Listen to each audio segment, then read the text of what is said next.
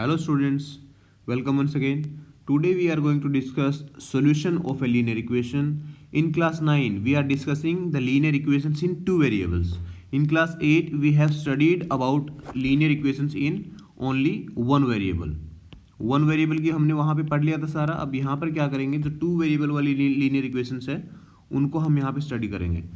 तो two variable वाले देखिए यहाँ पे सॉल्यूशंस की हम बात कर रहे हैं. तो सॉल्यूशंस के बारे में अगर आपको थोड़ा ध्यान होगा तो वन जो वेरिएबल वाली टर्म थी, जो इक्वेशन थी, वन वेरिएबल वाली जो इक्वेशन थी उनका कितना वहाँ पे सॉल्यूशन हुआ करता था. मान लीजिए हमारे पास ये है x + 5 = 7.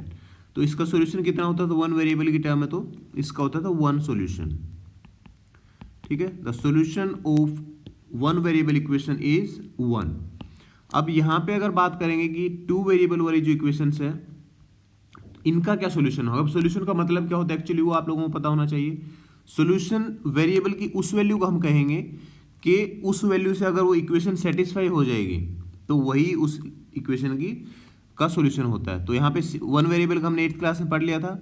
यहाँ पे हम बात करेंगे टू वेरिएबल का. अब टू वेरिएबल का मान लीजिए आपके पास कोई इक्वेशन यहाँ पे गिवन है. इक्वेशन है कि 2x + 3y = 5. ठीक है, ये टू वेरिएबल इक्वेशन होगी. यहाँ पे इसका सॉल्यूशन x और y का ऐसा पेयर होगा जो इनकी जगह पे अगर वैल्यू को रिप्लेस करेंगे और इस इक्वेशन को सेटिस्फाई करेंगे तो that pair of x and y will be the solution of this equation. तो ऐसे हम यहाँ पे फाइंड आउट करेंगे. मान लीजिए आपके पास यही इक्वेशन और यहाँ पे कहा हुआ है कि find the solution of this equation. ठीक है, तो इसका जब हमें फाइंड आउट करना होगा तो कैसे करेंगे. देखिए यहाँ पे x की कोई भी वैल्यू हम पुट कर लेंगे. x की मान लीजिए हमने पुट कर ली 1 वैल्यू. जब x की वैल्यू 1 पुट करेंगे हम, put x = 1, then 2 × x, x की जगह हमने 1 रिप्लेस करेंगे तो +3y = 5. सो 3y = 5 - 2. ठीक है, ये 2 आएगा इस साइड में तो माइनस हो जाएगा, अभी आएगा 3. सो y विल बी = 3/3 1. तो y आ जाएगा 1. तो x की वैल्यू 1 और y की वैल्यू 1, ये जो वैल्यू ये रहेगी 1 1, ये वैल्यूज इसको इक्वेशन को सेटिस्फाई करे. It means the x = 1 and y = 1. These are the solutions. This pair of x and y is the solution of this equation. So इसका देखिए x की जगह हमने 1 माना, अब x की जगह मान लिया हमने 2 मान लिया. ठीक है, x की जगह हम 2 मानेंगे तो यहाँ पे 2 × 2 आ जाएगी इक्वेशन. यहाँ पे हमारे पास 2x + 3y = 5 है तो इसका आएगा 2 × 2 + 3y = 5. सो यहाँ पे 3y = 5 - 4 हो जाएगा. अब की बार 4 इस साइड आएगा तो y = आ जाएगा 1/3. तो अब की बार x की वैल्यू 2 और y की वैल्यू 1/3, तो ये पेयर हो जाएगा x और y इसका सॉल्यूशन. ठीक है, तो यहाँ पे हम देख सकते हैं कि x और y की कितनी भी हम वैल्यूज यहाँ फाइंड आउट कर सकते हैं जो इस इक्वेशन का सॉल्यूशन होगा. तो इसका मतलब क्या होगा, देखिए कि जो टू वेरिएबल वाली जो इक्वेशन हमारे पास होगी that linear equation may have infinitely solutions. तो यहाँ पे हम लिख सकते हैं a linear equation in two variables has infinitely many solutions. ठीक है, ये आप लोगों को पता होना चाहिए, infinitely many solutions. कई बार आपका क्वेश्चन कैसा आएगा एग्जाम में, आपका क्वेश्चन आ सकता है कि इस इक्वेशन का फाइंड द 4 और 5 solutions of the given equation. आपके पास कोई इक्वेशन दे देंगे और उसके सॉल्यूशन आपको फाइंड आउट करने होंगे. मान लीजिए मैं यहाँ पे क्वेश्चन आपको लिख देता हूँ. ऐसा क्वेश्चन आया हुआ है, रिपीटेड क्वेश्चन है. Find 4 solutions, find 4 different solutions of the equation x + 2y = 6. तो इस केस में हम क्या करेंगे, देखिए मैंने बताया आप लोगों को कि सॉल्यूशन में फाइंड आउट करना तो x की यहाँ पे कोई वैल्यू ले सकते हो, जो y की वैल्यू आएगी तो वो दोनों रहेगा एक पेयर सॉल्यूशन का. ठीक है, तो यहाँ पे मिनिमम अगर हम वैल्यू रखेंगे तो इसके इजीली हम सोल्व कर पाएंगे. तो x की 0 ले लेते हैं सबसे पहले. ठीक है, सो लेट x = 0. अब x अगर 0 होगा तो यहाँ पे 0 + 2y = 6 हो जाएगा. सो 2y = 6. It means y will be = 6/2 = 3. So y की वैल्यू आ जाएगी 3. सो y की वैल्यू 3 और x की value 0. This is one pair of solution. ठीक है, तो ये तो हुआ फर्स्ट. अब सेकंड के लिए क्या करेंगे, अब की बार x को हमने 0 माना था, अब हम यहाँ पे y को 0 मान सकते हैं। तो y को 0 मानेंगे तो यहाँ पे क्या आ जाएगा, देखो x plus 0 equal to 6, so x equal to 6 आ जाएगा। तो अब की बार y इक्वल टू 0 और x equal to 6 is second pair of solution. Okay, तो ऐसे हम कोई भी यहाँ पे वैल्यू पुट करके x इक्वल टू 1 अगर हम पुट करेंगे मान लीजिए, तो x इक्वल टू 1 इसमें पुट करो, देखिए 1 प्लस 2y आ जाएगा equal to 6, so 2y equals to 5 and y will be equals to 5/2, so y equals to 5/2 and x equals to 1, this is a one another pair। तो ऐसे आप कितने भी यहाँ पे सॉल्यूशन फाइंड आउट कर सकते हैं, ठीक है। इसमें कोई वैल्यू पुट करेंगे x की और जो y की वैल्यू आएगी वो इसके सॉल्यूशन होगा। तो यहाँ पे लास्ट में लिख देंगे, देखो कौन कौन सा सॉल्यूशन हो हमारा, x का 0 हुआ तो y की वैल्यू क्या आई थी 3, 1 सॉल्यूशन। अब x के अगर 6 हुआ तो y की क्या आई थी 0, तो ये दूसरा सॉल्यूशन हुआ। तीसरा सॉल्यूशन हमने यहाँ पे देखो x की आई थी 1 और y की आई थी 5/2। ये कोऑर्डिनेट तो आपको लिखना आते ही होंगे क्योंकि पहले x की वैल्यू लिखते हैं और बाद में हम y की, तो ऐसे आप लिख लेंगे 3 और एक और आप फाइंड आउट करके लिख लेंगे, ठीक है। तो ऐसा आपका क्वेश्चन आता है, रिपीटेड क्वेश्चन है ये, तो ध्यान रखेंगे ऐसे बिल्कुल सिंपल, और ऐसे क्वेश्चन में गलती नहीं होनी चाहिए, ना ये छोड़ के आएंगे ऐसे क्वेश्चन। तो इसमें क्या करेंगे, x की कोई वैल्यू पुट करेंगे और y की वहाँ पे वैल्यू फाइंड कर लेंगे। फाइंड आउट करने के बाद में जो x और y की वैल्यू आएगी that very will be the solution of this equation. तो ये हुआ हमारा फर्स्ट टाइप क्वेश्चन। एक और टाइप का क्वेश्चन देखिए, नेक्स्ट टाइप। नेक्स्ट क्वेश्चन मान लीजिए आपके पास, find the value of k if x equals to 2 and y equals to 1 is a solution of the equation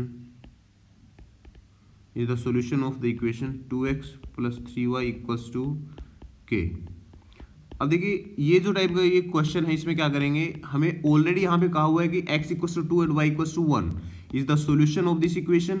अब इसका सॉल्यूशन होगा, इसका मतलब क्या होगी, x और y की वैल्यू इस इक्वेशन को सेटिस्फाई करेंगे। यहाँ पे लिख देंगे as x equals to 2 and y equals to 1 is the solution of